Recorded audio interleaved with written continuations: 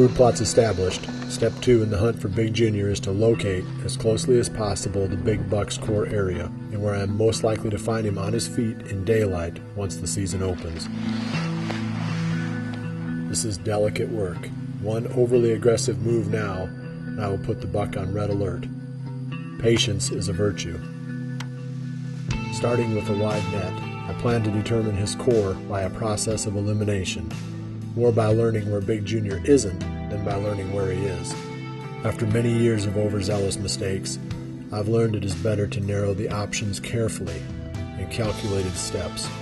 Better this than to jump right into the most likely areas and push him out before the game even starts.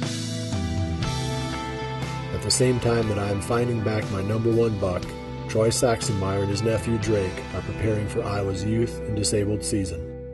Okay. Came back down. 75 yards. I think you did all right. Alrighty. That one. Troy and Drake settle on an area near town, a soybean field surrounded by seasonal cover comprised of marsh grass.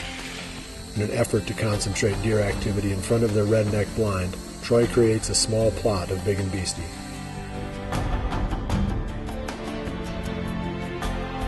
It is enough to tip the scale in their favor. The day before the season opens, the pair spot a great buck using the new food plot. Anticipation is high for the coming hunt.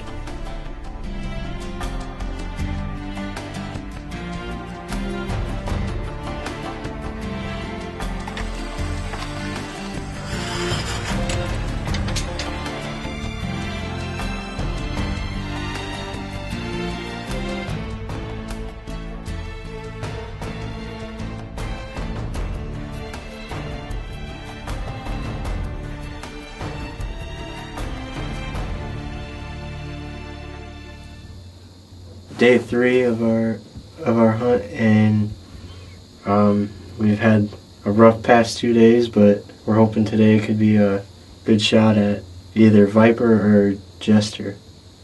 We're hunting down here in this marshland, and right on the edge of this marsh, and we got a lot of rain last Thursday and Friday, about 4 or 5 inches. Prior to that rain, I had 2 really nice 8-pointers coming out right in this food plot right in front of the redneck blind, and as it be, the weather might have screwed that up a little bit. I think we got a little bit of water down here and changed the way they were bedding, and now they're using the field just up a little bit from us. We've been watching a lot of deer feed out the last 2 days, about 100 yards just up on the higher ground, but now that it's been warm, it's actually starting to get warmer each day, that we're watching a mud puddle over here, and it's completely dry now. I'm hoping that this bedding area was dried out a little bit more, and that these deer last night might have came down and bedded in a little bit different area and work into this bean field across our little oats and big and beastie plot. Drake and I are hunkered in here. It's just a little after 5 o'clock, so hopefully we get these deer to come out and start feeding, and we'll bring it to you here if we can get some action.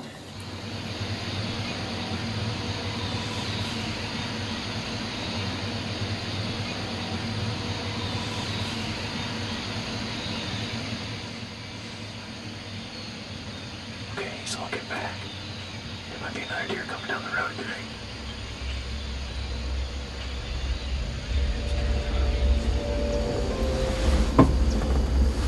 Okay, we're not going to shoot him quite yet. Don't watch that muzzle out the window. Don't make any noises. He's got to come out and clear us yet. Just stay right there.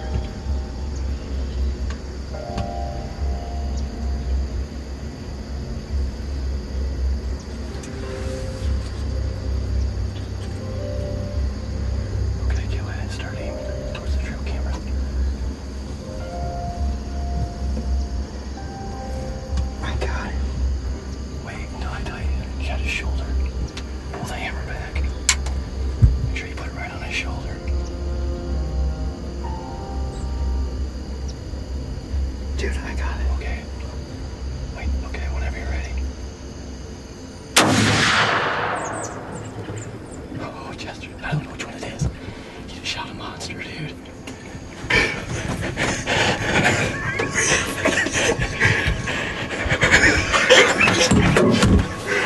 There's a little big one, too. Come on. Shot this.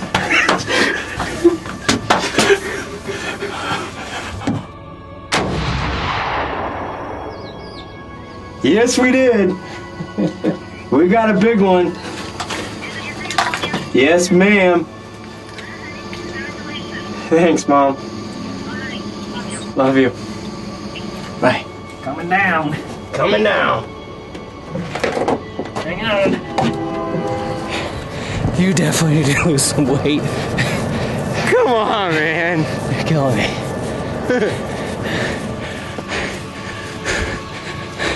Holy crap, dude. What do you think? Third day's a charm for Drake. Finally got himself some antlers to put on the wall. I think he's pretty excited with this story. This is a deer we call Viper. It's actually one of the two 8-pointers that I've been watching use this small little food plot that we put in here. A little bit of big and beastie and oats and rye, and we've been watching a mud puddle all week when we were sitting in this blind, and that mud puddle actually dried up. And Drake pointed that out when we first got in, said it's drying out, hopefully they bedded over here tonight. And sure enough, they came right down the magic carpet that we laid for them and right into this food plot. And Drake made a nice shot, and the rest is history from there. That's amazing. Chasing November is brought to you by Redneck Blinds, Scott Archery, Realtree, and Frigid Forage. Blinds are perfect when you're hunting with either youth hunters or, in this case, a disabled hunter. There's a lot of extra movement that's required, and being inside the blind makes a big difference. The Redneck blind is perfect for this because you get the horizontal windows that you can use for a gun rest, but you also get the vertical windows that work perfect for bow hunting. Troy planted Big and Beastie in his food plot, and this worked out perfectly because Big and Beastie will grow well in all different types of environments. In this case, the ground was even saturated, which would kill a lot of the potential things you would plant for a food plot. But the Big and Beastie continued to thrive, and this resulted in a successful hunt. Realtree makes a number of accessory products that you can find in the Real store at realtree.com. One of the ones that we use a lot is their Easy Hanger.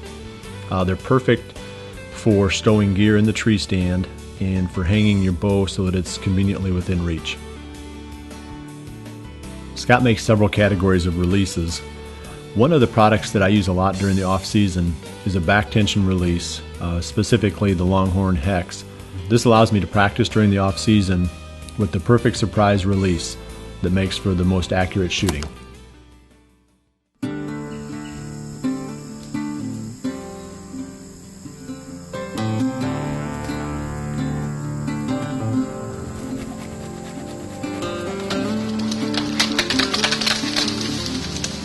Timber.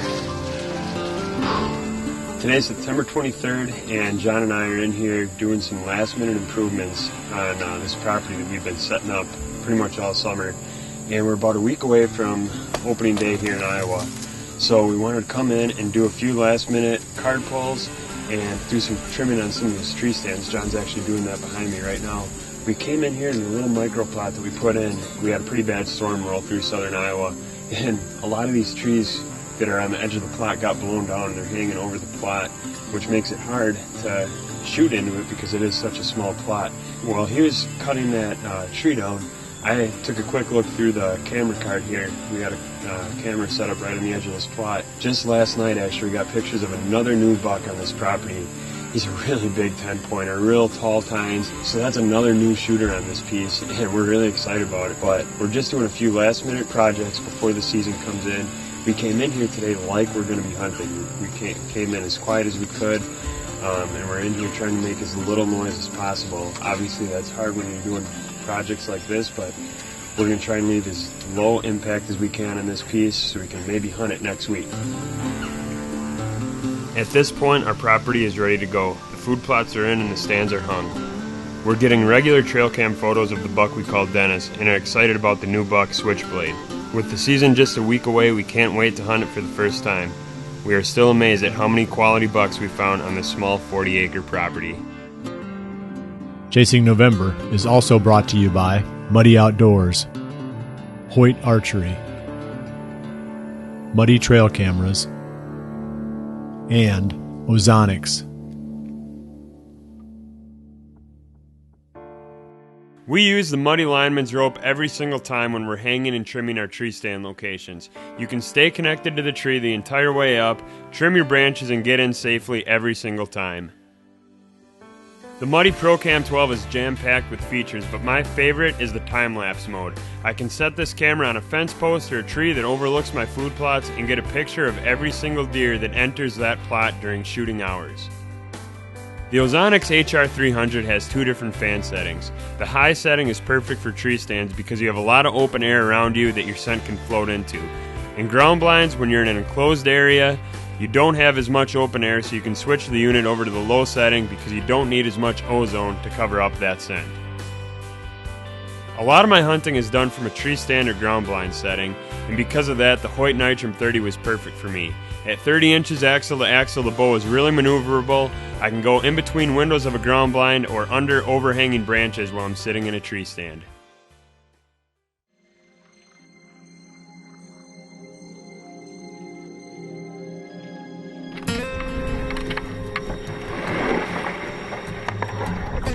Aaron's continuous efforts to find mature bucks on hard-hunted public land has brought him to a new, secluded location. Well, it's late September and we're out on a piece of public land today that we've never hunted before, and we're starting to get out on these pieces, get all of our sets hung for the rut right now. It's a really busy time for us, but this is a spot in particular that John Lewis and I scouted this summer when the water was up. We came in off of the river here and found this real nice little pinch point. There's a big bedding area over here to my left and a ton of food out here to the north. Along the east side of that bedding area is this old roadway right here, and there's a ton of trails, old scrapes coming down this roadway. Anytime we get a west wind, these bucks are going to cruise this roadway, scent checking that bedding area, and probably use this method of travel to get out to the food to the north also.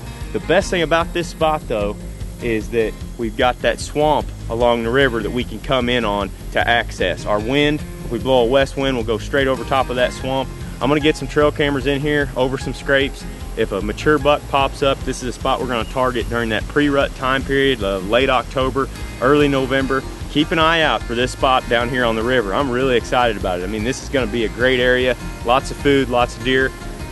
We're just going to have to get some cameras out and see if we've got any shooters.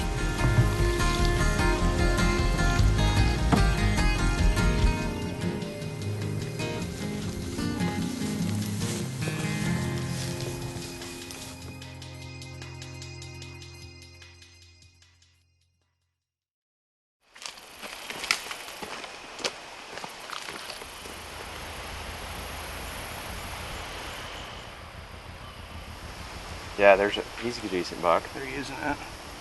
He's using it a bunch. It's about oh, no, last night. Oh, there's two of them, dude. Oh, there's a giant back there. There's a giant behind him. Right here.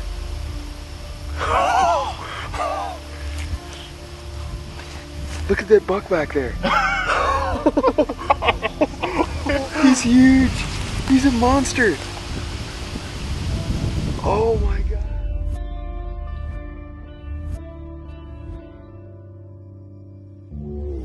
Obviously we're excited in finding this huge deer, but the next step is to get back on the maps, find out where he's bedding, and then close in on it with trail cameras. My focus turns to this buck as we get closer to the fall, but he's on a small piece of public land that gets tons of hunting pressure, and the road ahead looks tough. I may have to try to kill this buck before November when the hunting pressure is sure to ramp up. Chasing November is also brought to you by Easton Arrows, Cabela's, Fuse Accessories, and Trophy Rock. The Cabela's Camo Cross rubber boots are lightweight and breathable, making them the perfect boot for summer scouting, especially when we're hiking long distances on public land. The Fuse Profire Series sight is perfect for those on a budget, but has many of the same high-end features of all the competitors. Trophy Rock minerals play an important role for us in two ways. First, they supply the mineral needs of the deer on the properties that we hunt. But just as important to us as hunters is the fact that the deer are very attracted to these sites, which makes them the perfect locations to get summertime trail camera pictures, which helps us to better pattern the bucks and gives us a head start going into the season.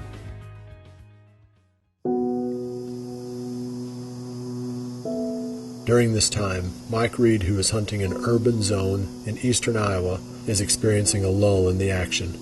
Late September and early October can be a tough time to see mature bucks without the help of a friendly cold front. Jared Mills is still in the waiting mode. George Brett has not shown up on Jared's cameras yet, but he knows the buck is still alive. A neighbor has photos of the great deer, and his antlers have grown significantly.